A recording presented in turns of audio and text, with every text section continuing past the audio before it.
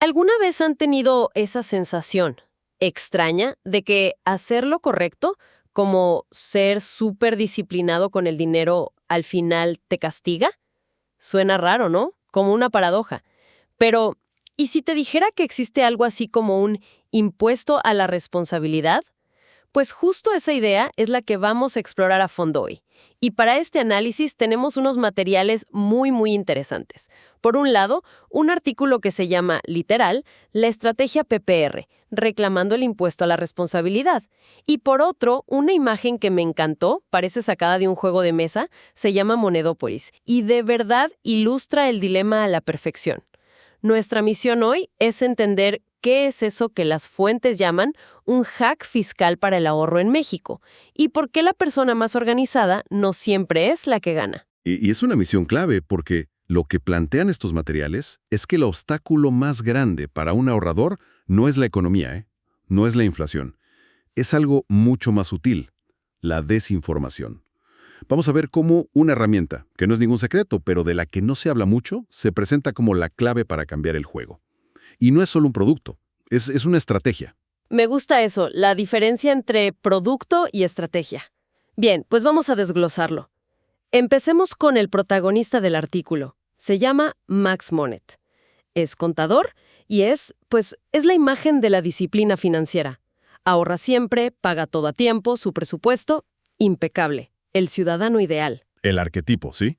La persona que todos decimos que vamos a hacer en enero con los propósitos de Año Nuevo. Exacto. Pero, aquí viene el pero. Max tiene un problema, una frustración que lo come por dentro.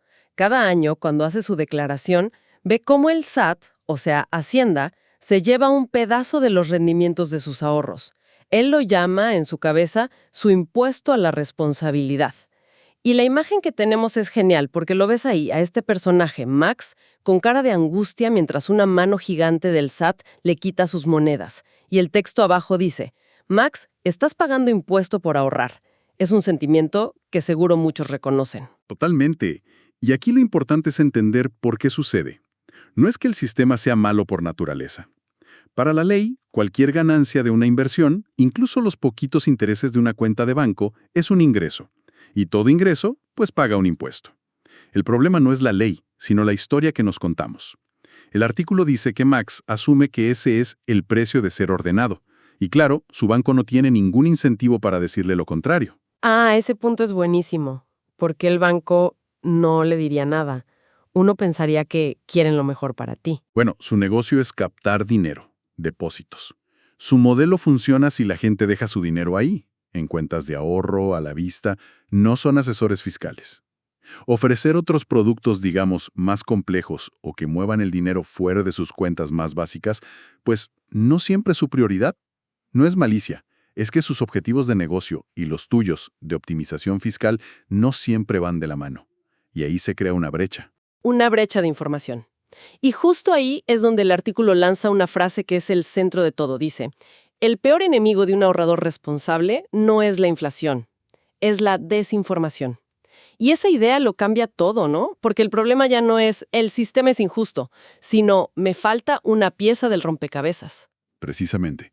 Y esa pieza que falta es lo que estas fuentes llaman el hack fiscal. Mecanismo para premiar a los que planean a largo plazo. ¿Qué es este hack? Pues el hack tiene un nombre muy oficial y nada secreto. Se llama Plan Personal de Retiro, o PPR. Y es clave entenderlo no como una trampa, sino como un incentivo. Un incentivo que el mismo gobierno creó. La lógica del gobierno, como lo plantea el texto, es más o menos así. Oye, como sociedad, necesito que ahorres para tu vejez, para que no dependas solo de las pensiones públicas. Para que lo hagas, te voy a dar un premio fiscal hoy. Ah, o sea, es un intercambio. El gobierno te dice, tú hazte cargo de tu futuro y yo te recompenso ya, en tu próxima declaración de impuestos. Exacto. La promesa es así de directa. El dinero que metes a tu PPR en el año, una parte se considera deducible de impuestos. Esto baja la base sobre la que pagas impuestos y, casi siempre, el resultado es que el SAT te devuelve dinero. Y no es algo simbólico. En México, la ley te deja deducir aportaciones a un PPR hasta por el 10% de tu ingreso anual, con un tope de 5 UMAS anualizadas. A ver, vamos a traducir eso a pesos para que se entienda el impacto. ¿De cuánto dinero estamos hablando? Pues mire, 5 UMAS anualizadas en 2024 son como 198,000 pesos más o menos. Imagina que alguien gana 400,000 pesos al año. Su 10% son 40,000. Si esa persona mete esos 40,000 a su PPR, podría recibir una devolución de impuestos de, digamos, 8,000, quizá 10,000 pesos. Depende de su tasa de ISR. Es dinero real que vuelve a su bolsa, solo por mover su ahorro de un lado, el banco, a otro, el PPR. Claro, y la imagen lo pinta perfecto. Está Max, todo preocupado, y al lado una mujer sonriendo que le enseña un libro que dice PPR Deducción Fiscal, y en la otra mano tiene un sobre que dice Devolución de Impuestos. Es el antes y el después en una sola imagen.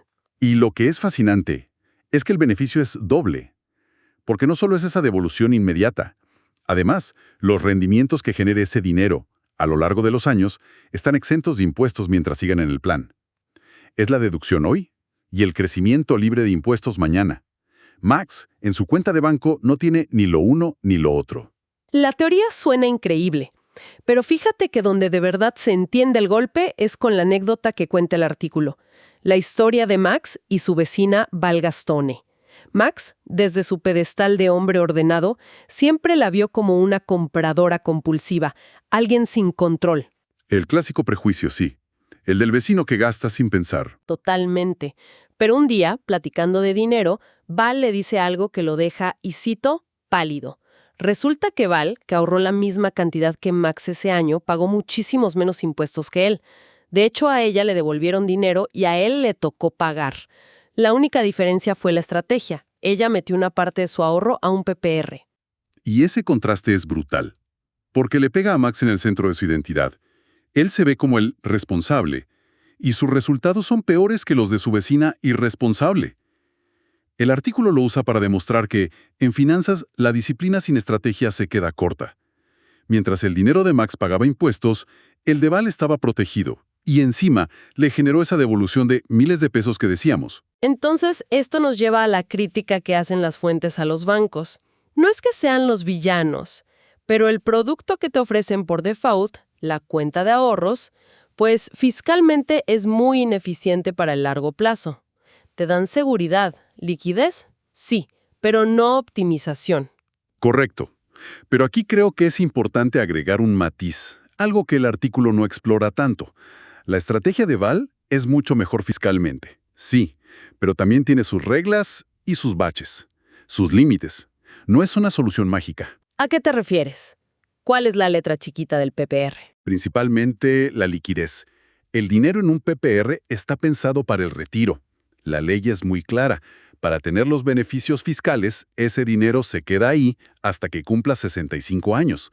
Si lo sacas antes, no solo pierdes los beneficios, sino que hay penalizaciones fuertes. El SAT te va a cobrar todo el impuesto que no te cobró con recargos. O sea, no es dinero para una emergencia el próximo año o para el enganche de una casa en 5. Ah, o sea que Val tiene una superventaja fiscal, pero a cambio se comprometió a muy largo plazo. El dinero de Max, aunque paga impuestos, lo tiene disponible cuando quiera. Exactamente. Por eso la estrategia lo es todo. El PPR es una herramienta excelente para un objetivo muy específico, el retiro. Para otras metas de ahorro, a mediano o corto plazo, necesitas otros instrumentos. La crítica del artículo es súper válida. A Max le falta información. Pero la solución completa no es, mete todo tu dinero a un PPR. Es, entiende qué herramientas hay y úsalas para lo que son. Esto es importantísimo. Entonces no es una pelea de banco contra PPR. Es más bien tener como una caja de herramientas. Quizás Max sí necesita su fondo de emergencia en el banco, bien líquido. Pero su ahorro para el retiro, ese estaría mucho mejor en un PPR. Justo a eso voy.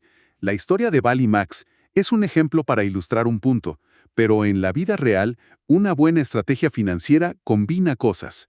Puedes tener tu PPR para el retiro, fondos de inversión para metas a 10 años y CETES o SOFIPOS para cosas de corto plazo, cada uno con sus reglas fiscales. El problema de Max no es ahorrar en el banco, es pensar que esa es la única forma de hacerlo. Ok, entonces, si juntamos todo, ¿cuál es la gran moraleja de estos materiales? Porque ya vimos que no es tan simple como cámbiate de banco a un PPR. La conclusión principal es que la educación financiera no es un lujo, es una necesidad para proteger lo que construyes. El artículo cierra con una metáfora que me parece muy buena. Describe el PPR como una armadura fiscal. Y me gusta, porque una armadura no es para atacar, es para defenderte. Defiende tus ahorros de ese impuesto a la responsabilidad. Permite que tu dinero crezca protegido de la mordida de los impuestos. Una armadura, que aparte te da un bono por usarla, que es la devolución de impuestos. Es una armadura con recompensa. Sí, es una buena forma de verlo. La idea central es que el sistema fiscal, aunque parezca muy complejo, tiene reglas. Y si conoces las reglas, puedes jugar a tu favor. Max juega sin conocerlas, y por eso siente que pierde. Val conoce una regla clave, la de las deducciones, y la usa para ganar. La moraleja no es solo ahorra, es ahorra con conocimiento. Y esto me deja pensando, ¿qué otras armaduras fiscales habrá por ahí que la gente no conoce? Bueno, el sistema en México tiene varias deducciones personales, no solo el PPR. Por ejemplo, los seguros de gastos médicos mayores, los intereses reales de un crédito hipotecario, las colegiaturas. Son herramientas que, igual que el PPR, el gobierno incentiva para que la gente haga ciertas cosas. Que cuide su salud, que compre casa, que eduque a sus hijos. Cada una es una pieza de esa armadura fiscal. El problema es el mismo. Mucha gente no sabe que existen o no sabe cómo usarlas en su declaración anual. Entonces, el mensaje de fondo es dejar de ser un actor pasivo en nuestras finanzas, como Max, que solo acepta las condiciones, y convertirnos en actores activos, que usan las herramientas para optimizar los resultados. Dejar de pagarle un impuesto a nuestra propia disciplina. Exacto. Es pasar de la mentalidad de ahorro lo que me sobra a la de diseño una estrategia de ahorro e inversión. Son dos mundos. Muy bien, pues hagamos un resumen de nuestro análisis. Vimos cómo las fuentes nos presentan un problema muy común para los ahorradores en México. Esa sensación de que te penalizan fiscalmente por las ganancias que genera tu propio esfuerzo. Y la solución que proponen, que la enmarcan como este hack fiscal, es el plan personal de retiro, pero no como un truco, sino como un instrumento que el propio sistema creó para fomentar el ahorro a largo plazo. Y vimos su doble beneficio: devolución de impuestos hoy y crecimiento sin impuestos a futuro. Pero también le pusimos un matiz a esa solución. Añadimos que aunque es una herramienta fiscalmente muy poderosa, no es para todo. Su principal costo es la falta de liquidez. Es un compromiso a muy largo plazo pensado específicamente para el retiro. Y eso nos llevó a la reflexión final, que creo es la más importante de la historia de Max y Val. En finanzas personales, la información, la estrategia correcta, puede ser más valiosa que la pura disciplina. No es solo cuánto ahorras, sino cómo y dónde lo haces. La optimización es clave. Y todo esto nos deja con una última pregunta para reflexionar. Si el sistema ofrece estas puertas traseras legales, estas armaduras fiscales como el PPR, y no son secretas, ¿por qué no las conoce todo el mundo? ¿Qué está fallando en la comunicación entre el sistema, los bancos y las personas para que tantos Max sigan por ahí pagando un costo por ser ordenados que, en realidad, tiene una solución a su alcance?